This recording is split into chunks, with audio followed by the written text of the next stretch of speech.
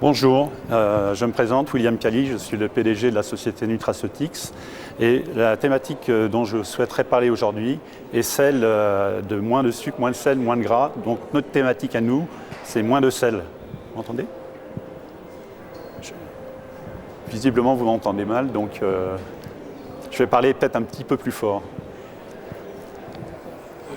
Notre mission, c'est de développer et d'exploiter de nouvelles solutions dans le domaine de la nutrition, en particulier d'initier, d'accompagner, d'innover, d'exploiter et de développer les marchés d'un mélange de minéraux spécifiques que nous avons développé qui s'appelle K-Salt.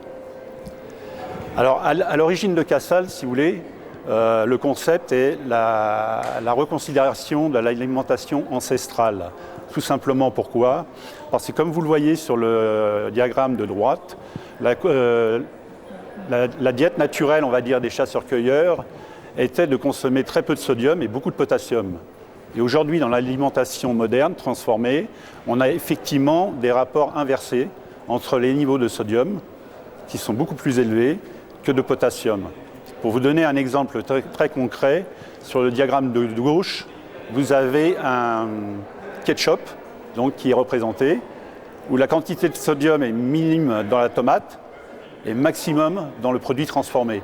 Donc le vrai souci en fait, de la problématique du sel se trouve dans les produits agroalimentaires transformés.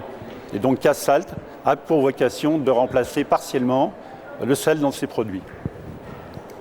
Alors la balance sodium-potassium, qui est à l'origine de ce concept, est une balance physiologique. Elle en fait s'appuie sur le fonctionnement cellulaire et des études avaient montré très clairement au niveau intersalt que la réduction des apports en sel permettait de réduire les risques de maladies métaboliques d'une part et d'augmenter le potassium d'autre part permettait d'améliorer l'expression minérale dans le sodium. Due au sodium, pardon. Alors pourquoi faut-il réduire le sel ? De manière générale et en France, notre consommation est de 9 à 10 grammes de sel par jour. Notre besoin physiologique est de 3 grammes et les recommandations internationales, si vous voulez, sont de 5 à 6 grammes. Et 75% des apports en sel proviennent des produits agroalimentaires transformés. Alors où se trouve-t-il ce sel ? D'abord, au niveau de K-Salt, nous avons reconsidéré cette alimentation ancestrale de façon à donner une solution où il n'y a pas de sel, 6 fois moins de sodium que dans le sel, moins de chlorure, et rééquilibrer le produit avec du potassium organique. Ça, c'est la solution K-Salt.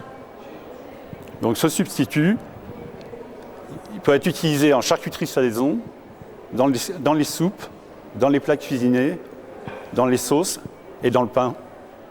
Et de manière générale, nous avons validé qu'il n'y avait pas d'incidence sur le mode de fabrication du produit. Ça permet au niveau industriel de créer une nouvelle référence nutritionnelle et santé, en particulier sur des allégations de nouveaux produits à développer dans la gamme réduit en sel. Où se cache le sel, donc ? Si je vous pose la question aujourd'hui, est-ce que ce diagramme est logique pour vous ?